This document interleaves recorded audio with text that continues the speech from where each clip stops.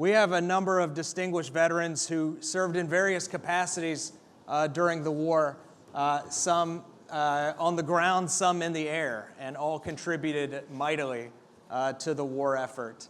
We'll start here on my left. Walter, you were in the 3rd Armored Division, yes. And I want to take you back to, you tell an incredible story about the day where you mentioned a young lieutenant jumped in your tank, yes, and you guys were under attack and you were wounded. Tell us a little bit about being in that Sherman tank, being wounded in combat. The day before that, we'd gone through the Siegfried line. We were 3rd Armored Division was the first one through, and we took off. Probably better don't hear me. Sure. So anyway, we went in with 8 tanks and lost 4 the first day.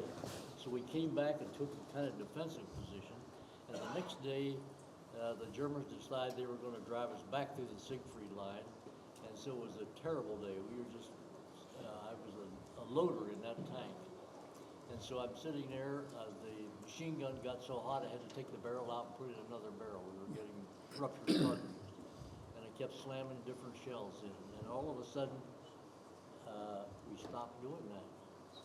And I wonder what in the world's going on, and I hear a voice outside, and this lieutenant ordered my tank commander, Sergeant Jones, to get out, and he got in. And he put on his throat mic and his hearing aids, and he just stood there.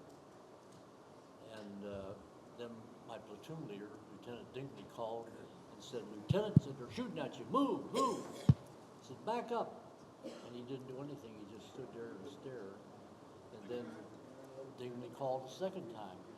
He said, "They're shooting at you." About that time, I looked at my periscope, and this big ball of fire went by. And that does a little for your anxiety. And then the next shell, just having trouble hearing again. I'll hold it up for you if you. Oh, I can do that. All right. Thank you. There's an old saying, never give a preacher a microphone. So anyway, finally the lieutenant reached and grabbed his throat, the microphone, and said, "Driver, back up." And just bang like that, the tank got hit and killed the gunner and killed the tank commander, the Lieutenant Bear. Being a loader, my exit, I didn't have a hatch to get out. So my exit was to get out after I got by these people. Well, the tank turret is very crowded, and the gunner, Corporal Reevy, fell backwards, and Lieutenant Bear fell forward on top of him, and my exit was blocked. And but in my peripheral vision, I saw daylight, and the driver left his hatch, he got out and left the hatch open. So I dove out the driver's seat, and just as I did, the tank got hit again and caught on fire. And I didn't realize until later. You want me to keep telling that story? Okay. I jumped out of the tank, lit on the ground, and I had a shoulder that would come out of joint if I wasn't careful. And so I stood up, put the shoulder back in joint, and the other two, the driver and bow gunner, were up there, and they said, "What about Reevy and the lieutenant?" And I said, "No." And then I started to go towards them so the 3 of us could get out of there. One of the things you have to remember when a tank gets hit like that, we're right smack dab on the front line. And you get out, you don't have a helmet, you don't have a gun, you're just a target. And so I tripped and fell, shoulder out of joint again, pulled it back in. And then when I did, I noticed I was bleeding. So I ran over to a light tank and screamed at him to give me a Band-Aid or a bandage.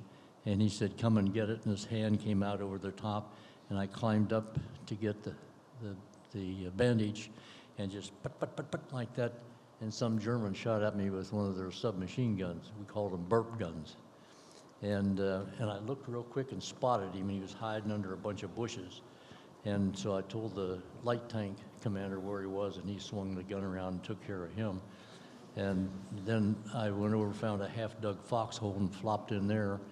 And a medic came by and said, "Can you walk?" And I said, "Yes." And he said, "Okay." He just told me where to get the ambulance. So I walked up the ambulance, went to the hospital, field hospital, kept me overnight, came back the next day. Keep telling the story? I'll hold you right there for a moment, but I'm sorry his microphone was cutting out early on, but what he was saying is, it's incredible to think he was wounded in action, trying to seek medical aid, all the while their tank is taking on enemy fire during the course of that. And, you're one of these guys who exercised, calm thought and continued on, sought aid, managed to get yourself out, and it's an incredible story. Thank you. To your left here, Harold, we heard from some of the airmen in the last panel, but you were on the ground, and what some folks might not realize is the guys in the air could not have done their job were it not for the guys on the ground, for the mechanics, for the guys fixing the guns, fixing the radios. Harold, you worked on radios in the 8th Air Force. Tell us a little bit about what your job entailed. Okay. First, let me tell you, my name is Harold Terrence. I live in Lake Worth, Florida. I was born in the Bronx, New York.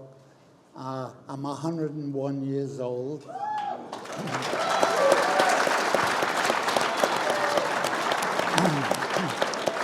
Before I answer his question, I want to tell you a little story, but it happened the day after the war ended.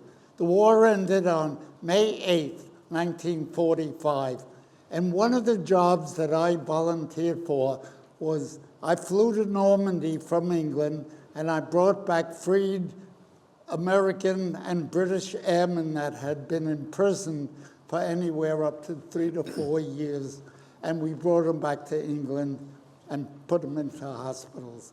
But the most exciting, or one of the most memorable trips that I took, on May 9th, the day after the war ended, after we all had severe hangovers from celebrating, they asked for volunteers to go to Germany to bring back freed American flyers.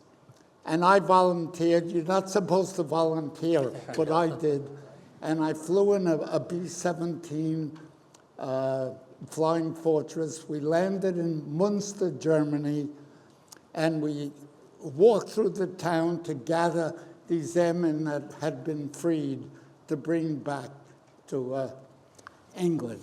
And while I was gathering some of these young fellows, pilots, gunners, bombardiers, navigators, a German lady came over to me and said, "Would you like to come into my house and have a cup of tea?" And I said, "I would love to."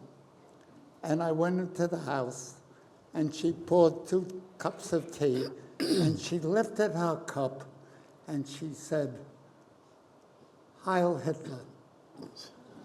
And I had never heard that expression before, and I didn't know how to react. And I said to her, I was very angry. I said, "Lady, you lost the war. The war ended yesterday. Your boat sank. Get over it."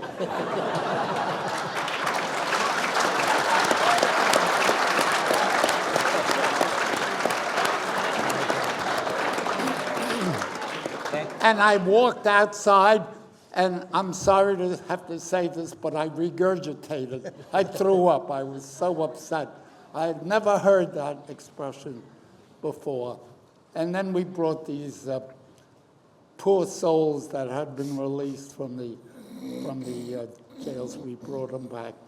But my main job in England, I was a radio operator.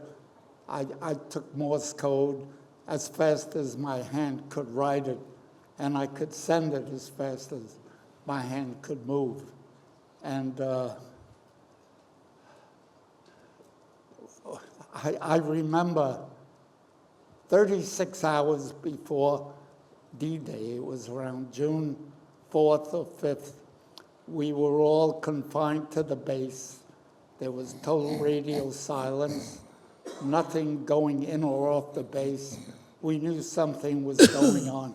And perhaps this is something you don't know, that every Allied plane had a white painted stripe underneath the wing of their plane so that they were easily recognizable when they flew over enemy territory.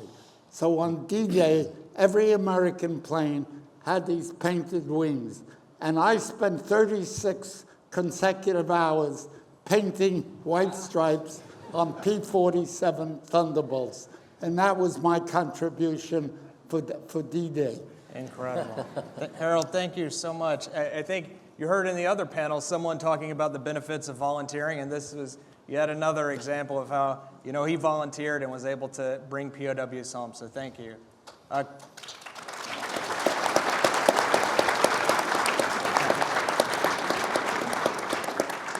In the middle here, Colonel Joseph Peterburs. Colonel, you had a very interesting experience on your last mission, flying as a P-51 pilot in the 20th Fighter Group.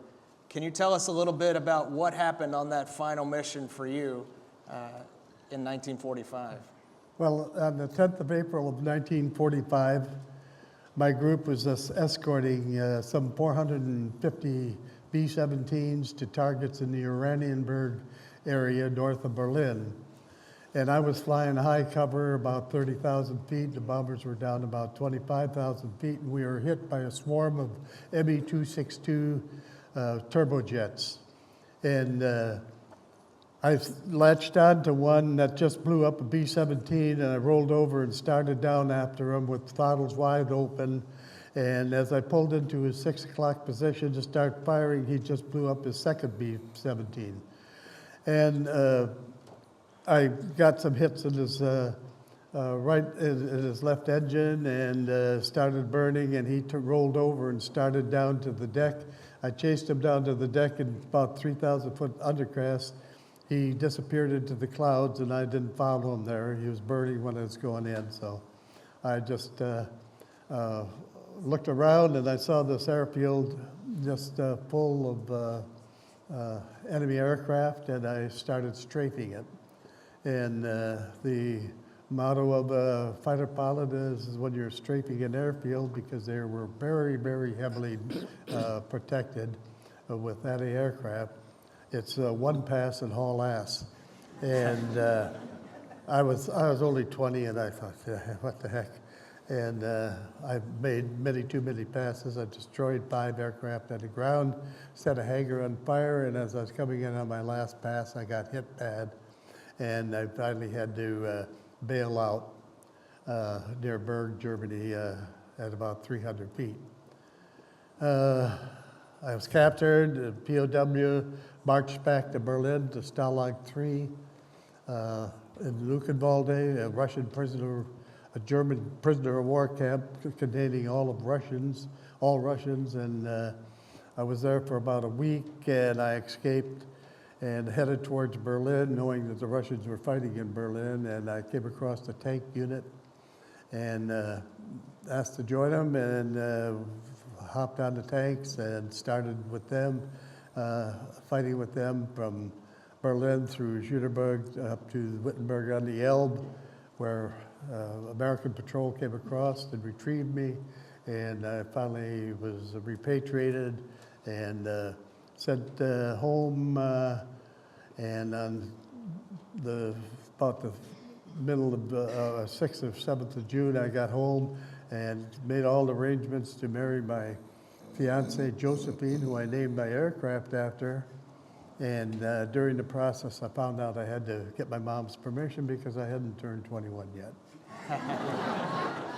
It's pretty incredible too. You tell the story of shooting down an Me-262 pilot. That was the first German jet that was a formidable foe during the late stages of the war. And many years later, you were able to determine with some help from researchers that the person you shot down that day was one of the most famed Luftwaffe aces of the war, a guy named Walter Schuck, who you got to meet and befriend later in the war. So just an incredible turn of events of how foes become friends later in life. Right. But thank you again, Colonel. Thank you. Thank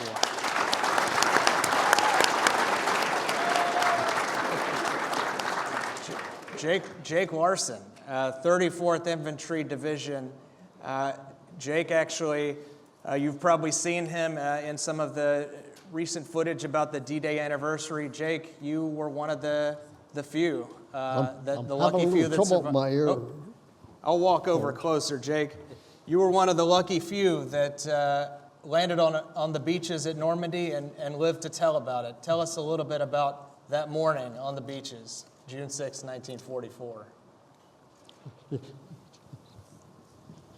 In the first place, I shouldn't even have been over there. I joined the National Guard when I was 15 years old in 1938. I did it for the money. Every 3 months, I'd get a check for $12. But I was part of the service. And this helped me through. I had to work my way for my room and board for high school. I got into the service in 1941. The National Guard was put into federal service. We went to Louisiana. I was 18. We went through the Louisiana maneuvers. Hellhole, poisonous snakes, poisonous spiders. But we made it. And when I got out of the Louisiana maneuvers, I got appendicitis. And while I had appendicitis, it broke on me. And while I was recovering from that, they were checking my service records. They found out that I could type. I got transferred to a headquarters company as their company clerk. I became a corporal right away. God, I couldn't believe it. I'm a corporal at 18 years old.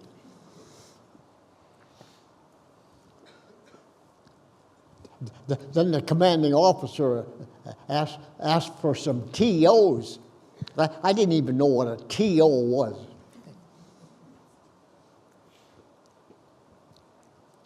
But the Army keeps track of everything, and they prescribe everything for each individual unit. So I looked at the TO, and it said that I was supposed to be a sergeant with a corporal helper, and I was a corporal with no helper. So I brought this up to Captain Erickson, and he says, well, I gave that sergeant rating to someone before you got here, and I can't take it away. But he says, I'll get you a helper. So he did. He got me a corporal helper that couldn't type. Man, he knew how to pacify me. So it wasn't very long after that the Japanese bombed Pearl Harbor. We were at war. And the colonel of the regiment told the company clerks that he was offering 15-day furloughs for those who hadn't had any furlough in the past year, to those who hadn't had a furlough. So I went back and told that to Captain Erickson, and instead of just saying, take care of that, Corporal, he says, you go back up to headquarters and check the records and find out who hasn't had a furlough in the past year, and make them out for 7 days. 7 days, sir. 7 days. We're in Louisiana. Minnesota's 1,000 miles away. This is middle of winter. He says, Corporal, I'm the commanding officer here. You do as you're told. I says, yes, sir. So I went through the records, found out that there were 54 guys that hadn't had a furlough in the past year. And Jake Larson was one of them. Well, a strange thing happened when I made out. Jake, I hate to hold you there, but I know folks want to hear a little bit about your D-Day experience before we run out of time. Drop right into it. Well, jump right into it if you don't mind. I was a member of the command ship. My colonel, Colonel Hill, John G. Hill, was G3 of 5th Corps. So we were in command of Omaha Beach. So when I landed with members of the 1st Division, the 16th Infantry, they were guarding the command ship. So I was the first one off the ship onto the boat, and we had to crawl down this ladder, and the water was rising and falling 3 to 4 feet. Makes it kind of uncomfortable getting your footing. But I sat right next to the Navy pilot, and then the other guys came in after me. We were supposed to land at 8 o'clock, but they couldn't get through on Omaha Beach. The Germans held off the guys that got in there. Then all of a sudden it broke through. In between,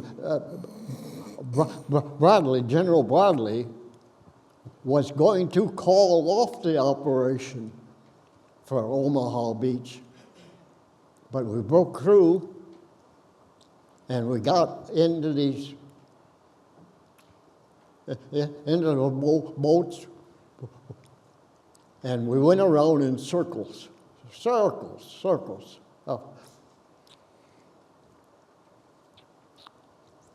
And then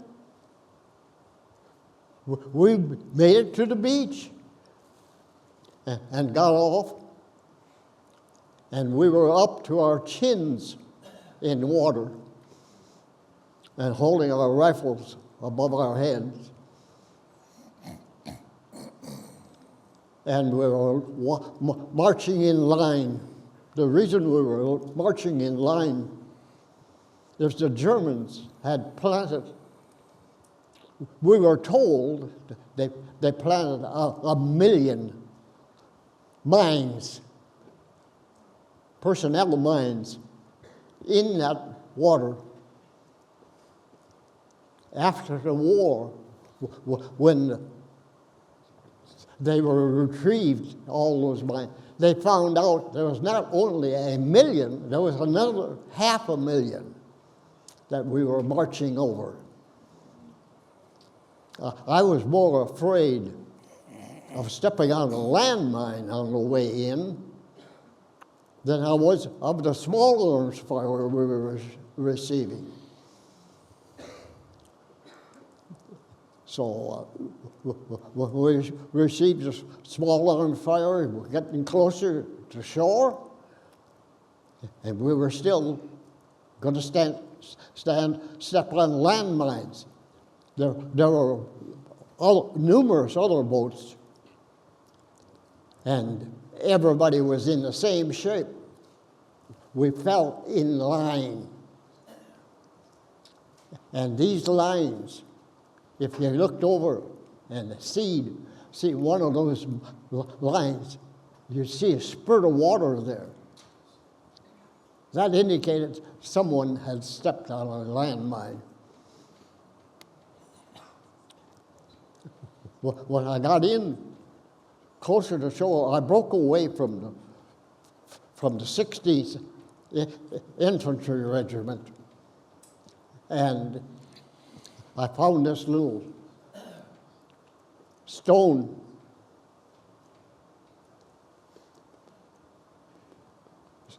sticking out of the water about 6-7 inches. I had 2 MG machine guns from opposite sides shooting at me. And this little berm saved my life. And I dug out a cigarette from I had wrapped in wax paper so it wouldn't get wet. I put it in my mouth. I didn't have a match. I sensed somebody to my left, and I hollered, "Buddy." I'm sorry to do it to you, Jake, and I know it's a tough memory to relive, but I want to get to Colonel Harvey here before we run out of time. But we will come back to this if we can. Go right ahead. I'm sorry. Colonel Harvey, hopefully you can hear me all right from down here. I think one story that these cadets will find compelling is you talk about your training experience and how being a perfectionist helped you, and also having the right attitude throughout training helped you. During your time at Tuskegee Army Airfield in 1944, can you talk a little bit about how your attitude and being a perfectionist helped you in flight training? Okay. Oh boy. Am I coming through Let's on see. this? Start talking and we'll see if they can hear you. If not, we'll come back with the mic. Okay. Pardon me.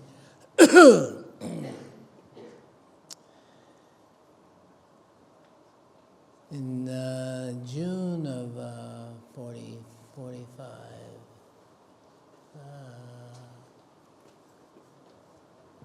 I got a word that I was going to ship out. I'm going to hold it. You can keep going. I'm just going to hold this here, sir, for ease of access. Okay, all righty. Like I said, in June of 45, I got a word that we were shipping out. Now, who was shipping out? Eddie Drummond, a classmate of mine, and myself, just the two of us. And we were going to Japan. So we got our stuff together and we shipped. And we went to Misawa, Japan. And from there we went to Korea.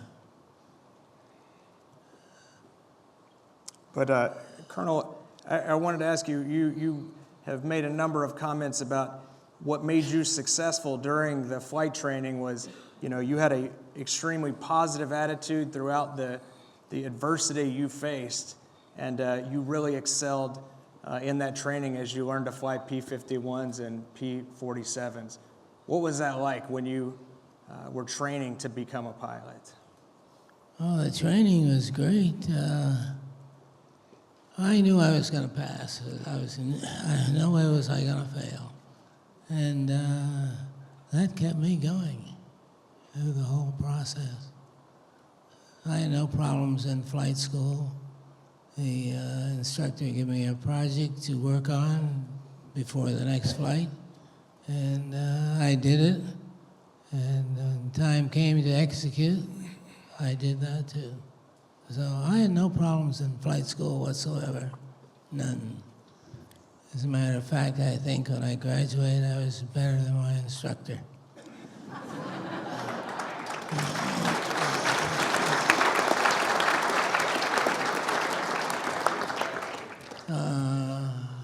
Like you heard before, I was a perfectionist. And everything had to be perfect. If it wasn't, let's start over again. But there generally wasn't any starting over. You just got it right the first time. Incredible. And the war ended before you made it to Europe. Yes. But you went on to have a distinguished career after that. I don't know about that. I'll ask you briefly, what was, of all the aircraft you flew, which one stands out to you as being the most memorable aircraft you flew in? The F-102, that one. I love that aircraft. And why? Fighter pilots like speed. And you could do Mach 1 on the deck, no problem. And so that was my favorite aircraft. It was very maneuverable. It was just a good airplane. Fantastic. And I hope you all can chat with some of these gentlemen after this, but you'll notice up close that Colonel Harvey's wearing a hat that references Top Gun.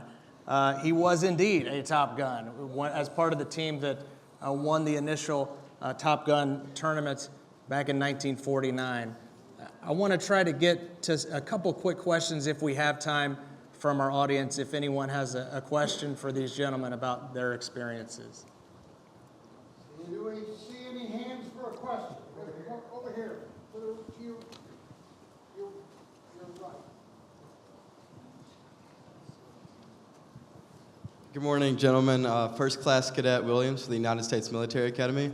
Colonel, you briefly mentioned escaping from Stalag 3, and I was really curious what the story was there, and if you felt prepared for that and what came after it, fighting with the Soviets. This gentleman, Colonel Peter Burst, this gentleman was asking about how you escaped during your short time as a prisoner of war. Well, you got to remember this is near the end of the war, and a lot of the Germans were sort of deserting and so on. So the camp was the security was very light, and it was basically just going under the fence and at night and taken off.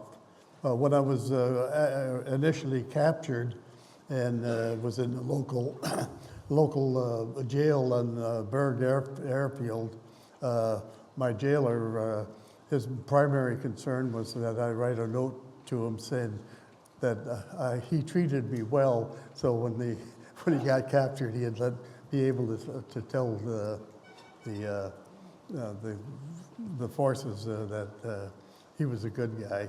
But anyway, the escape was no big thing. The meeting the Russians and fighting with them was an experience. And it, you know, as a fighter pilot in particular, you're sort of isolated from all the carnage that's going on the ground.